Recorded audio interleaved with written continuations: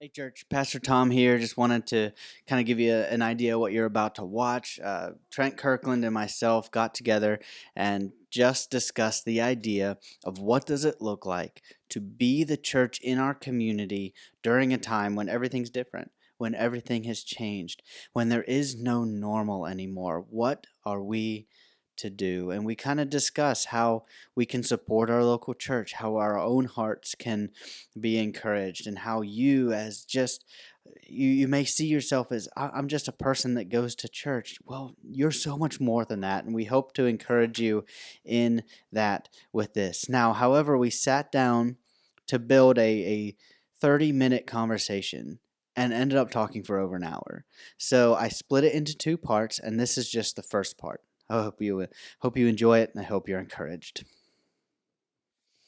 All right, well, welcome to another Grace Community Church conversation. We're joined this afternoon, with Trent Kirkland from Zion Baptist Church. He took a long trip to get here, a whole 8 minutes, 10 minutes, something like that. Right. But here he is in the studio with me this afternoon, and we're just going to kind of chat about the topic of how can you be the church, even though things look different than they have ever looked. So, Sure. Trent, why don't you introduce yourself and Yeah. Thanks, Tom, for letting me join you and things that are happening at Grace. Let me just say this, and you didn't pay me to say this. I'll say it anyway. Grace Community Church, you're blessed with this guy.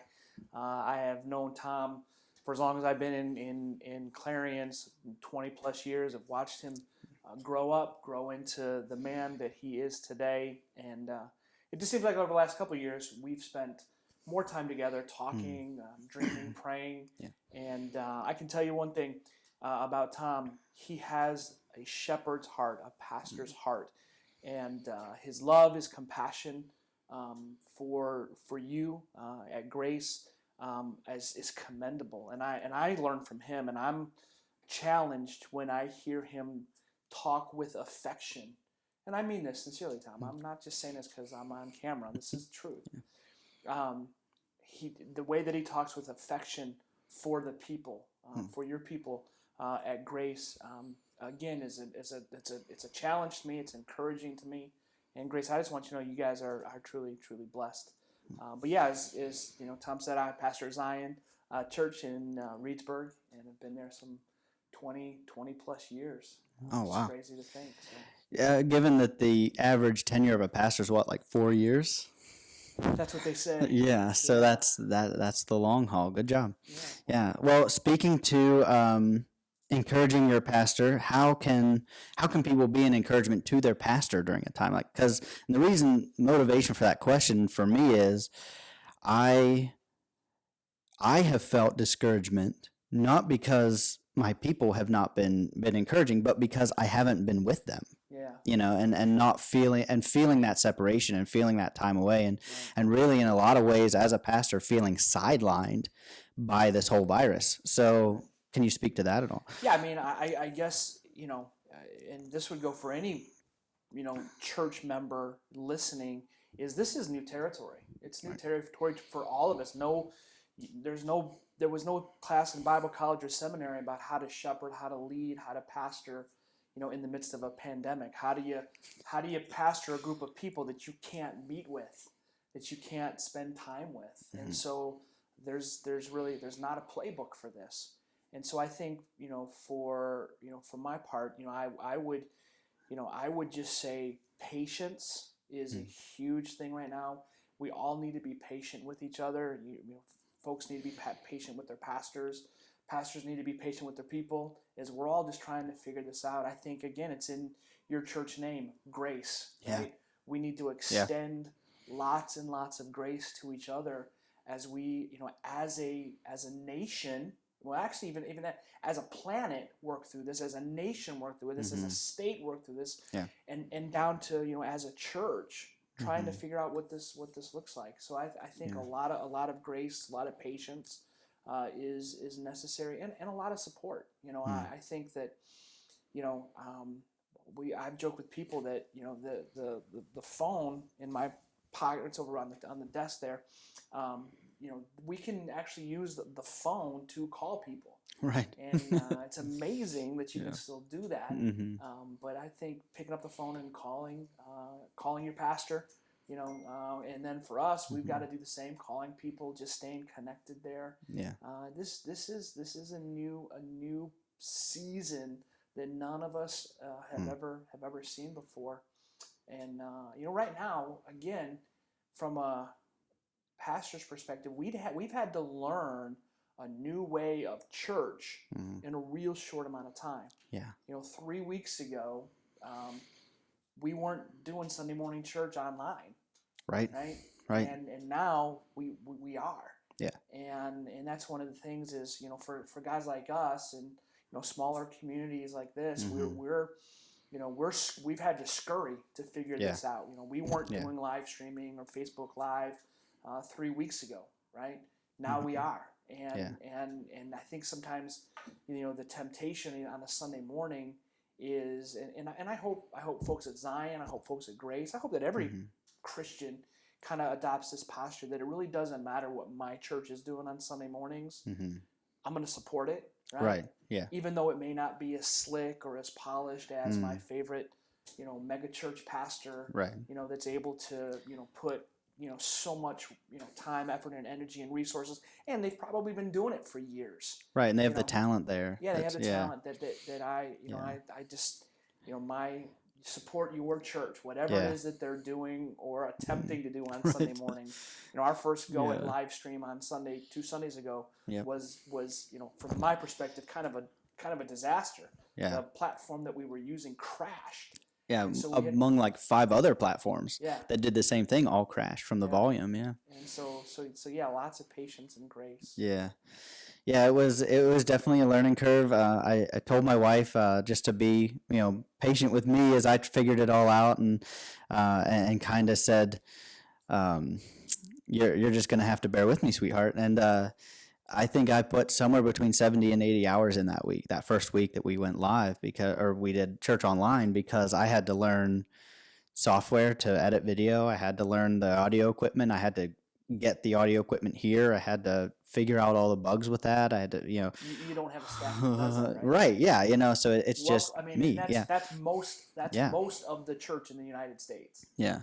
That's the story, right? Yeah. Pastors having to figure it out on their own. Right. And the joke went around that they don't want it to look like a Bin Laden capture video, and which is funny, but at the same time, you're like, you do, because in my heart, I want to put out, a good product. I want to put out something that people can connect to, that the audio is good, that the video is crisp, that the content is good. So I had to spend my normal 40 hours in the office getting a sermon prepared, and then at the same time, well, I'm going to make that right.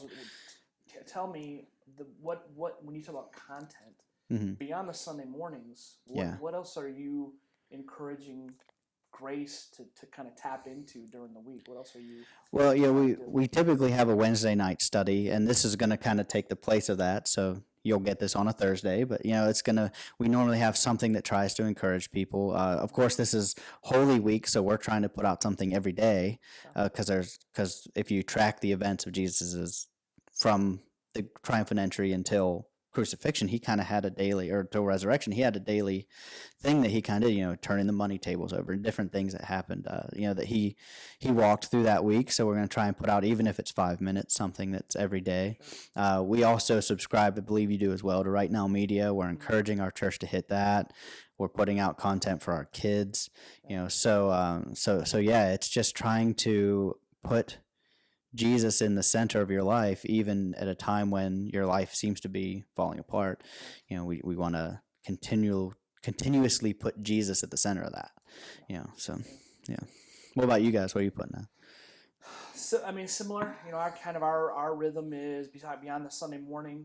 We're doing a Wednesday night Zoom, all church call in or Zoom in, and we do prayer time.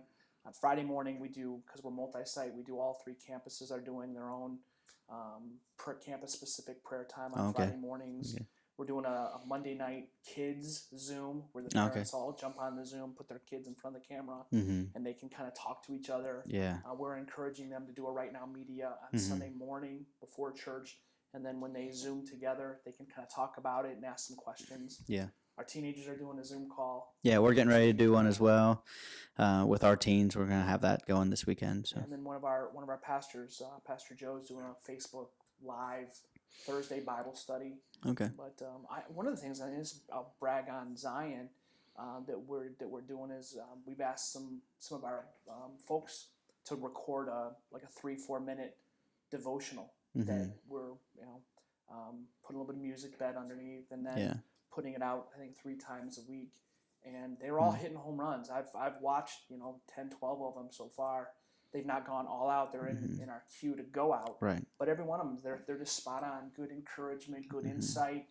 People being honest about kind of how they're wrestling through things, and so that's been good to, let the body encourage each other. Yeah. In this time. Yeah, it's like you said when we kind of started out, this is completely uncharted territory for all pastors. Yeah. So amongst the scramble of, and I kind of failed at this and was really convicted over it, but like that I kind of failed in the be still, wait on the Lord moment before I scrambled into action, and so kind of after that conviction of that earlier last week, I sat down and really spent some time with the Lord, and I really felt like him saying, like, this is a chance for the church. Like, he has sidelined the pastor in a lot of ways, and where we're not having the impact that we would normally have, or it's a different impact. But it really has given the church body a chance to mobilize and to be the church to its community. Sure. And to me, I think, and this is we'll have to wait and see a little bit further down the road, but this really is kind of a test of how well, as pastors, as leaders, we have discipled people. How much of the word has really been planted in them, because this season of time, what's been planted in them really has to sustain them. Right. It has to carry them through. I was just thinking this morning about the parable of the soils. Yeah. Right. And the soils and the seed, and this is a season of trial. This is a season of testing, and my prayer is that all of the seeds that we've been planting over the years has taken root in good soil, and we'll know that because we'll be able to look back and see the fruit, the good fruit that this season has produced. At the same time, we'll also see the reality, the revealing of the seed that's been planted in thorny soil, and because this season for some is gonna choke them out. Right? It's gonna cause them to it's gonna cause their faith to deteriorate. As opposed to allowing their faith to accelerate. It's gonna knock them back. Yeah. And so I think for me, as I'm trying to talk and encourage and listen and kind of dial into where people are at, I've seen both. I've already in just a couple of weeks seen where some people's faith has been strengthened, and they're talking about the things that they're doing to deepen their walk with God. And then I've had conversations with people who are like, I'm dry. I'm struggling. I'm really having a hard time. I don't know what to do. Right. And again, some of it is, how often, how easy is it for us to unknowingly make people think that they're really dependent upon us. Right. Right. Like, we would never say this, and I don't think we believe this in our heart of hearts, but sometimes the way we do church, we give this impression that the church needs me. They need to sit at my feet. Right. And learn from me. They really do need, where would they be without me as a pastor? Right. And that's a dangerous, I don't think we want people to feel that way, but we sometimes communicate, knowingly or unknowingly. But I think there's going to be I think this is going to reveal where people's hearts are at, and I've already seen both. Yeah. And we're just 2 weeks into this, really. True. know? Yeah. I mean, Yeah. again, we don't know the future, and I hope Mm-hmm. that this passes um, quicker than anybody thinks it will. Mm-hmm. But realistically, I don't know, right? Yeah. But imagine kind of how people are feeling now, Mm. and multiply that out about a couple more weeks. The Right. fatigue, the spiritual fatigue, the emotional Yeah. fatigue, the relational fatigue, the fact Mm-hmm. that, as I was talking to my mom on the way over today. Hey, Mom, I'm sure you're probably going to listen to this. And she just talked about, not realizing how much she misses just giving a friend a hug at Right. church. Right. And Yeah. just that personal contact, and all of that stuff is it's going to wear on us more and more Right. as we go through this. We're relational beings, we're even the introvert is going to tire of this, because I think we all at some point do need a little bit of body around us, people Sure. around us. Sure. Like last night, my wife and I drove around we had two different people in our church. It was their birthday, and we made them cookies and drove around and dropped them off their house. So just trying to kind of love on them and let them know that we're here for them, and that that they're not forgotten Sure. during this moment, and making phone calls, like you said, and sending out letters, and just all the different ways that we're trying to connect. Some in old ways, Mm-hmm. like that. When was the last time you licked a stamp? Like, but some of it's very new for us. Trying to move into especially the digital world, Right. and figure out how to meet people there. I'd read a book. I talked about one of my sermons. I'd read this book about communication, and the guy asked the question, "How would you do church different if you didn't have a weekly gathering?" Mm-hmm. And so here we are, and it was kind of I think the Lord kind of preparing my heart and saying, "Here's how you should do that," Mm-hmm. and we've been running with it, but Yeah. we were able to hit it pretty hard, but still had to learn a lot. Yeah. Right. Yeah. Yeah. So how would you, as a pastor, say the best way to calm the fears of people, or to help them manage their own emotions during this time? I mean, again, the the the the word that I keep coming back to is people need hope, Mm-hmm. right? And the good news Yeah. for us as followers of Jesus Mm-hmm. is we have it in bundles. Right. We have an unending Mm-hmm. source of hope, Mm-hmm. in the midst of this uncertainty. Yeah. Our hope is Christ. He is our hope. He is our Yeah. anchor. He is our refuge. He is the one Amen. that we can look to. And again, it's just, as you're watching people, it's revealing where people's hope really is, right? Yeah. Those whose hope really is in Christ, you can watch them kind of navigate through this. And I'm not saying that there's still not some concern and some worry and a little bit of fear, and kind of that uncertainty will do that, right? Yeah. But there's always just kind of that, but God, right? But Right. God, Yeah. right? But I Yeah. know this, right? It's Mm-hmm. Psalm 42 and 43. The psalmist is talking about. It's basically a couple of psalms that are really one psalm. He's talking about some uncertainty, things that are just not going well in his life, Mm. and he asks himself the question, "Why are you downtrodden, my soul? Right. Why are you downcast?" Mm-hmm. And then he says, "Hope in God." It's like the psalmist is preaching to himself, right? He doesn't minimize the fact that I'm downcast, I'm downtrodden, I'm not in a good space. So I've got to preach to myself, Yeah. remind myself, hope in God. Yeah. Right? And I think we've got to keep reminding ourselves daily of where and who who our hope is in. Right. And for a lot of people, church was the place that they were re-gospeled, where they did have the gospel preached to their heart again, where they were reminded of that, Right. and so learning how to preach that to yourself is tough. Right. Yeah. Yeah. And we have to, and that's, for me, and I don't know if you've seen this, and this is kind of, I don't have this all fleshed out, so maybe you can help me. But like I've got lots of pastor friends. You have lots of pastor friends. We are pastors. They're our tribe. They're our people.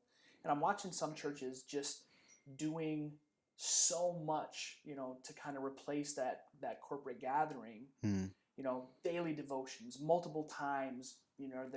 they're broadcasting, they're putting stuff up, and I've thought about that, and I thought, okay, am I not doing enough? Am I not putting enough out there? Yeah. But and maybe you can help me. Like I'm wondering if I'm putting so much stuff in front of people, if somehow I'm short circuiting really what the real need is, and that's for our people to really dial into God on their own Mm-hmm. instead of just waiting for another devotional, another thought, another word of encouragement, Mm-hmm. so that they don't have to put in the effort. They Right. don't have to put in the It's time. delivered to Yeah, me. it's just delivered. Here, Yeah. let me deliver something to you. And Yeah. don't get me wrong, there's a time and place for that. Right. But I'm just kind of Yeah. wrestling with how much space do we Mm-hmm. want to leave for people to really wrestle on their own and Yeah. encourage themselves in the Lord Mm-hmm. and remind themselves of where the hope is. Right. Well, Right? that was something that I kind of worked through just in my own, like, just my prayer time throughout the week. One of the things that God kept bringing to my mind was contend, and He kept bringing that word to mind. And hadn't read anything with it in there, hadn't been in my study at all. It just kept coming to mind. So finally, I started to study it because I thought, if this keeps coming up, I need to know what it's about. Mm-hmm. And it was God inviting His people to wrestle with Him. Mm-hmm. And that He is honored by, and He desires for His people to wrestle through some things. Even the name Israel means I've wrestled with God and I've prevailed for this. I'm better for this. Right. It's kind of the Jewish line of thought that it's not I've beaten God, but I have beaten myself. Sure. And I'm better. Right. And so in a lot of ways, I do see that. And I was talking with a couple from our church yesterday, and they I asked if they'd caught any of our online content. They said, "Oh, we started, but we haven't finished it. We've been doing a lot of right now media stuff, and we've been doing a lot of devotionals just in our house." And I applaud that. Mm-hmm. Like they didn't tune into our stuff. That's okay, but you did do family devotions. Yeah. Like you're digging into the Word of God as a family. Way to go! Like I can't applaud that enough. It doesn't hurt my feelings at all that they didn't tune into my thing. Sure. They are. And that's where you say, like, that reveals something in them. Right. That they have a solid faith that can stand without me. They're not waiting for. Yeah. You said that we're delivered. They're not waiting for Mm-hmm. something to be delivered. They're looking. They're finding. They're being proactive and intentional. Yeah. In all of that. So, yeah. Go off script here for a second. I don't think Sure. this is in our notes, but one of the other things I'm interested in watching is how families are recalibrating in this season. Yeah. Of time. For some families, they're going bonkers, right? Going crazy. For other families, they're taking advantage of it. They're saying, Yeah. "Look, we've needed this," and I don't know how this has affected your family. Mine personally, Yeah. it's a bit of both. So my wife had a couple weeks of respite there, kind of, because she's in the school system. So she had some time off, and then she had to kind of figure out what working from home looked like with two toddlers.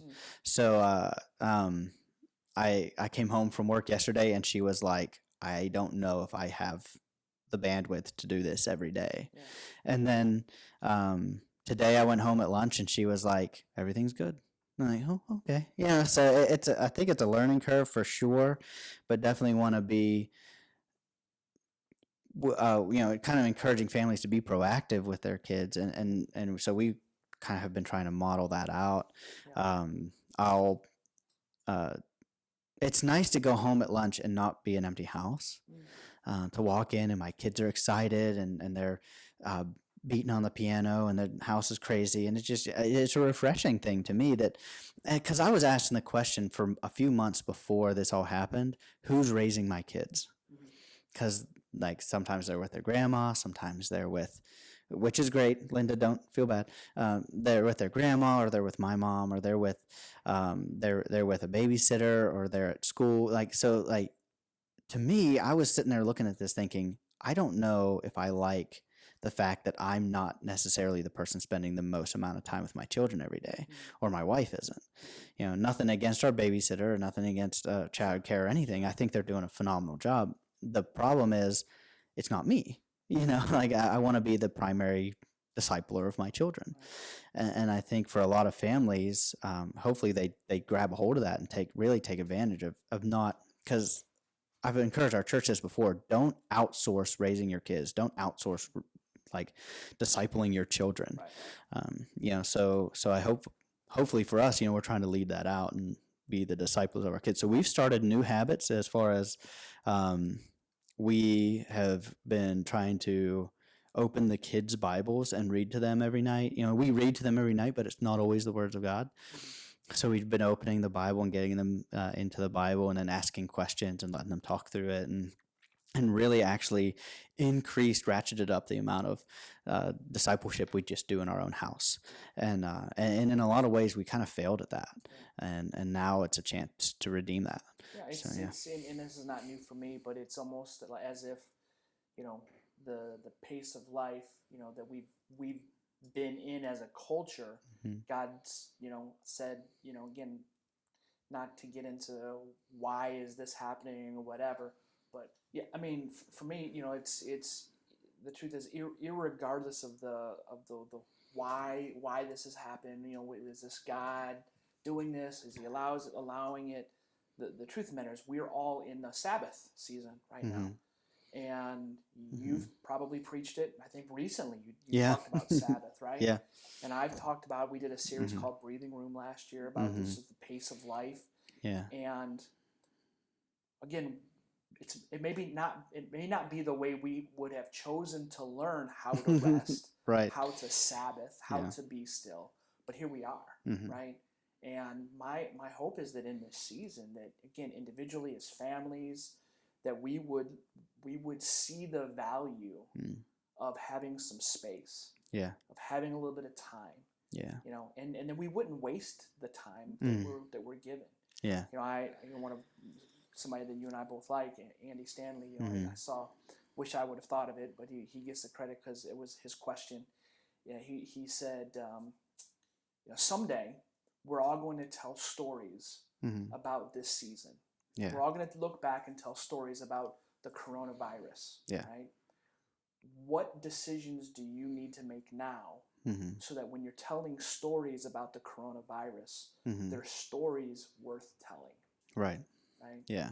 And for some, if we're not careful, we'll look back at this season and go, oh my goodness, it was so awful. It was so horrible. And we were so bored and I wanted to kill my kids. And me and my husband, we almost divorced and I didn't know what I was going to do. And it was just fear. Or again, we can someday look back and go, remember that season that we went through? Our family was never closer.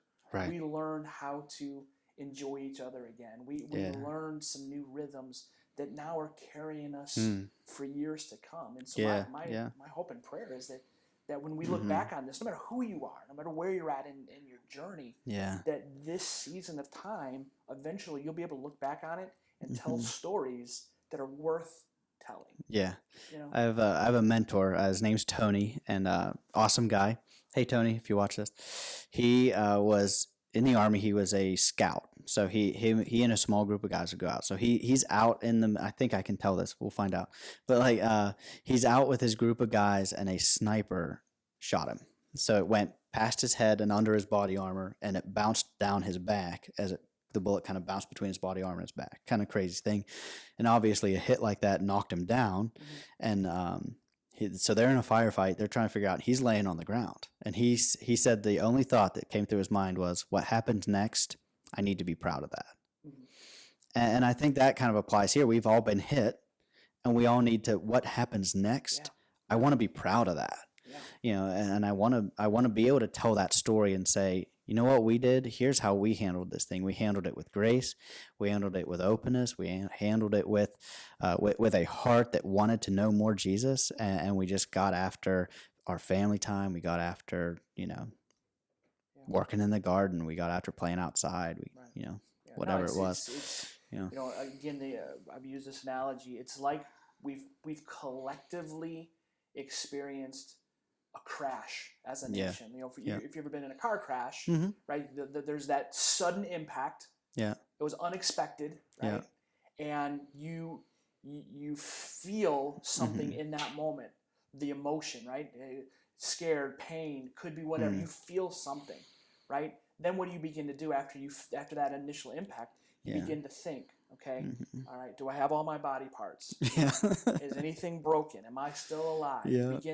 You begin to think, and then you begin to act, right? Okay, now what do I need to do? Well, I need to get myself out of the car. I need to look and see what else is going on around me. Right. But that process, yeah. right? We're experiencing, as a nation, we've had this Yeah. crash, we've had this sudden impact. We all felt something, and in some ways, we're still feeling it, but we're kind of moving into that, like, okay, now how do I need to think about what I felt, and then what do I need to do? What kind of action do I need to take?